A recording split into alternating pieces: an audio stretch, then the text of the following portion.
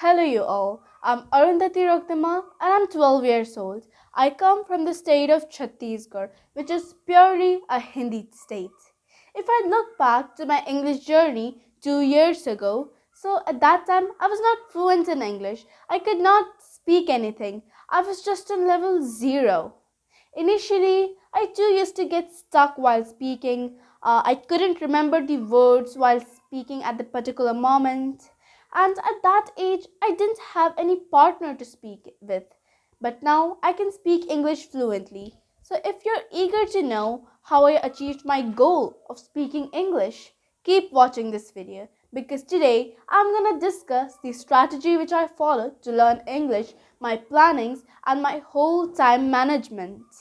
And the main thing that today I'd be discussing is how I went through this whole journey while being consistent without getting bored, and how I learned English with fun. So keep watching. Hello, Arundhati. So happy to have you here with us. Yeah, hi. How have you been, Arundhati? I'm doing great today. It was a nice day. I had my school. So, yeah, I'm doing great. Still, you are taking online classes or you need to go to school every day? Uh, from today onwards, we have started our online classes because of the rising COVID cases. But earlier, for the last 4 months, we had our offline classes. Oh, that's really wonderful. So you must be missing your offline classes, right? Yeah. Okay. All right, Arundhati. So today I'm gonna ask you some questions because I like your English very, very much. Okay. Yeah. So are you ready to answer the questions that I'm gonna ask? Yeah, I'm ready. Okay, thank you so much, Arundhati, for being here. And my first question is, you are just 12 years old, right? Yeah.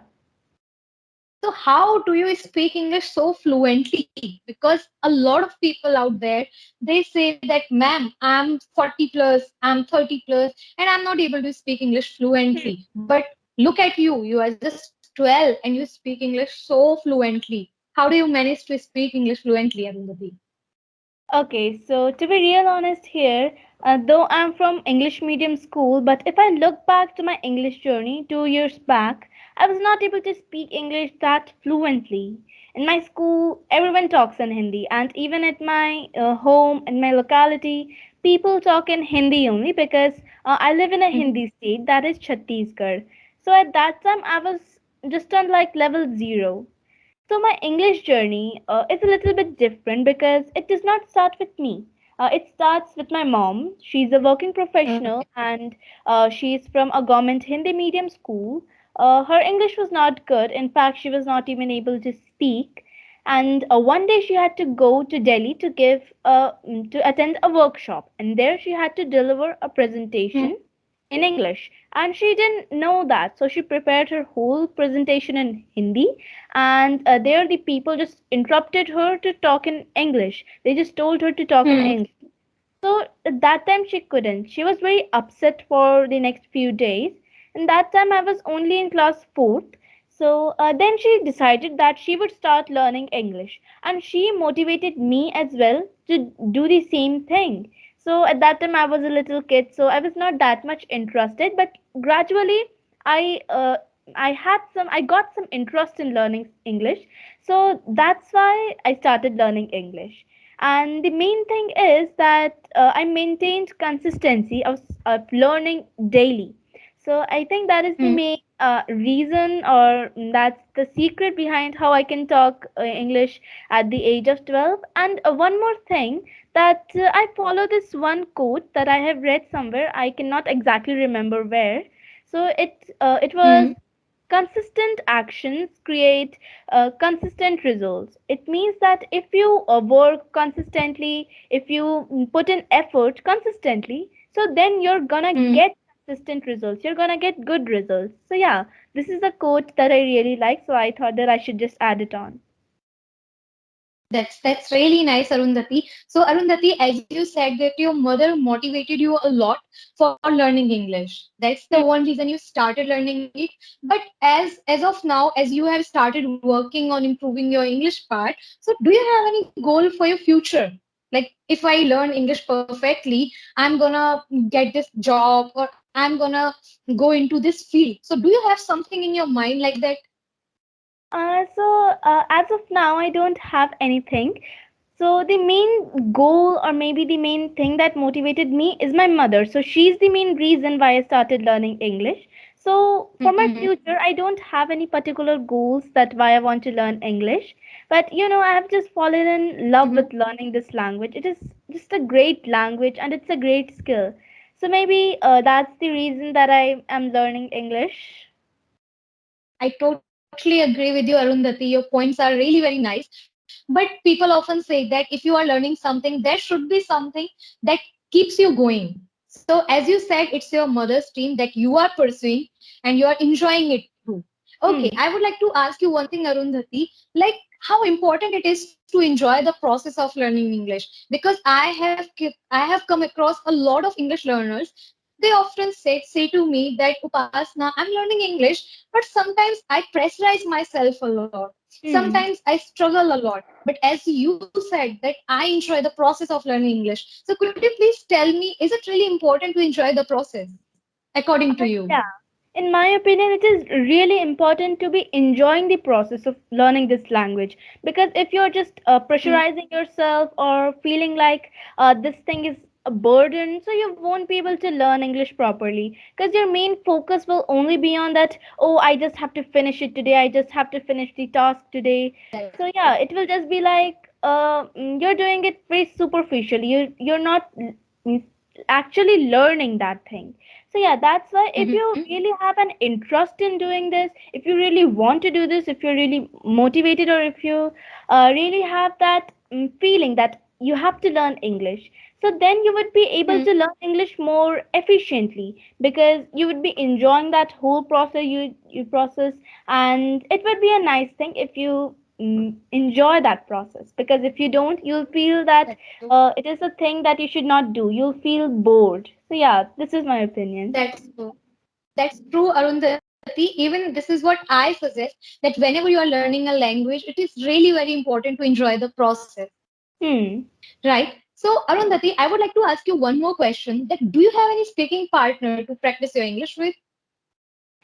So I would say that sometimes I have a speaking partner, because I try to talk in English with my mom. I try to practice it, but most of the time she's Mm, at office. She's at her office, and I mm, have no one to talk English with, because everyone mm, around me speaks only in Hindi. So yeah, I mm. most of the time I don't have any partner to speak English with.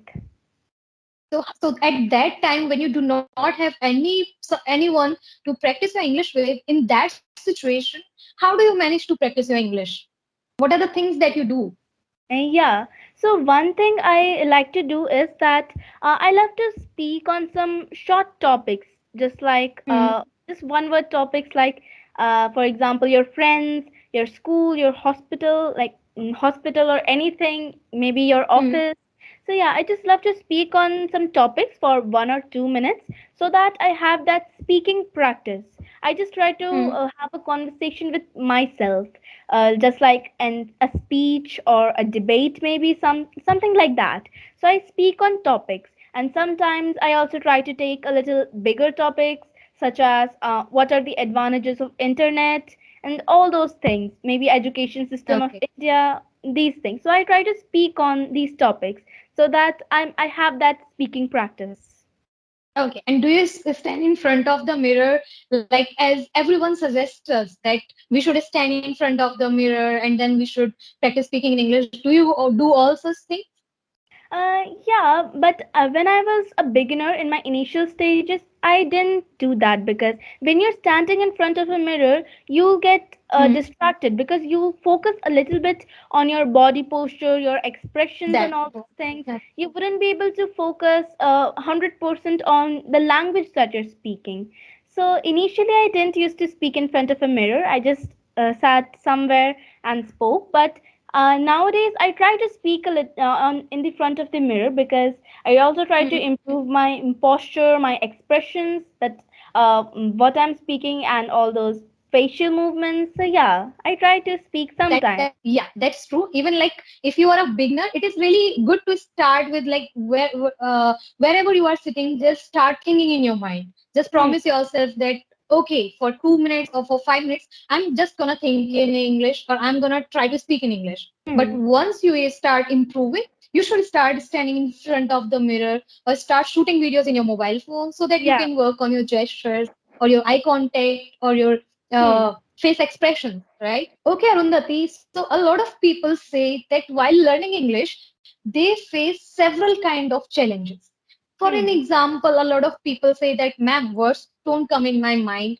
I know how to speak in English, so but words don't come in my mind. Or sometimes I get so afraid of speaking in public. Does all these things happen with you as well when you try to speak in English? Do you get nervous? Do you think, oh, what like people are looking at me, or do you get nervous? And yeah, that happens. And sometimes I used to just get stuck because those words they didn't come in my mind. So yeah, I used to get Hmm, stuck a lot while speaking because the words were not there in my mind. I didn't know how to use that word at that hmm, particular time when I was speaking.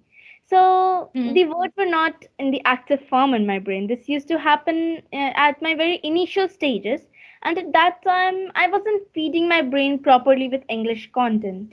So to overcome this hmm. problem, I started reading some books, some articles, or Oh, maybe something paragraphs, and from there I got a new words. I used to just write them down hmm, in a diary and make some short stories or sentences of those words so that the words are just perfectly there in my mind and so that I'm able to use hmm, it in my life. And one thing is that I was a little bit nervous when I used to speak in public. So to gain hmm, that confidence, I decided to join some public speaking, means debates and all those things at my school. So yeah, those things helped me a lot. And one more thing is that I also started having some conversations with different people on some platforms. So yeah, these all things I did to improve my English.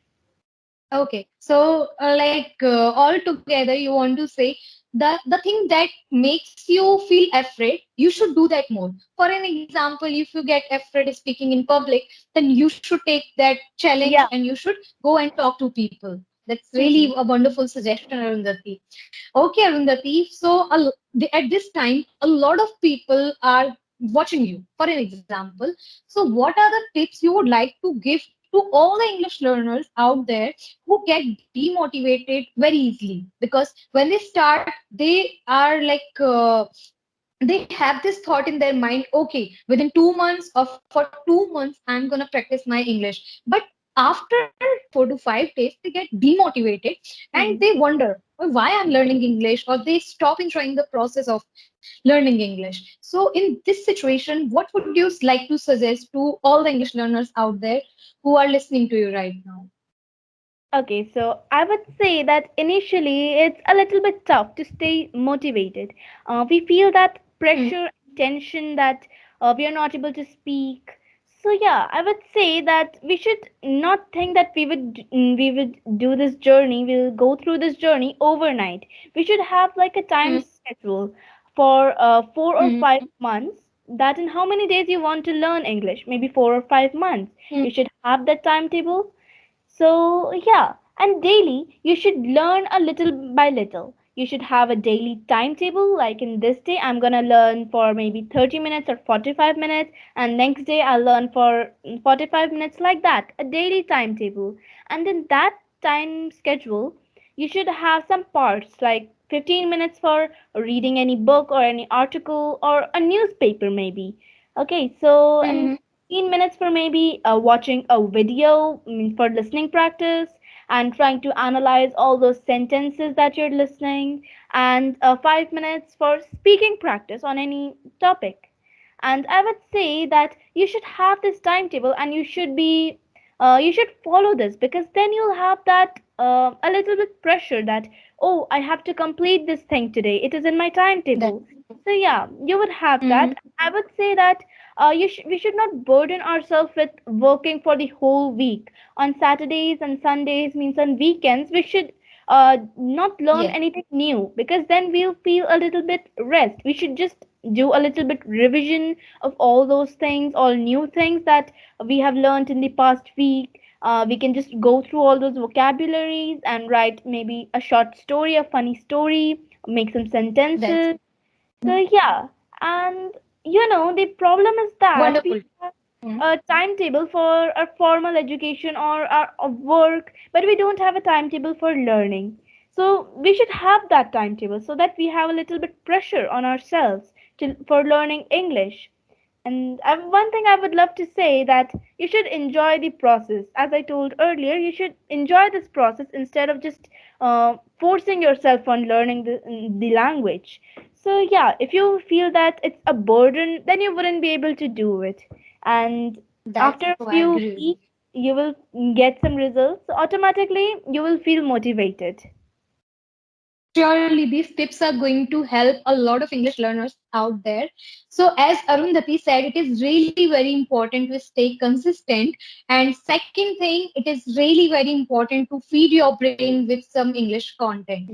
I hope these learners, they are going to implement all the suggestions that you have given that has worked for you, Arundhati.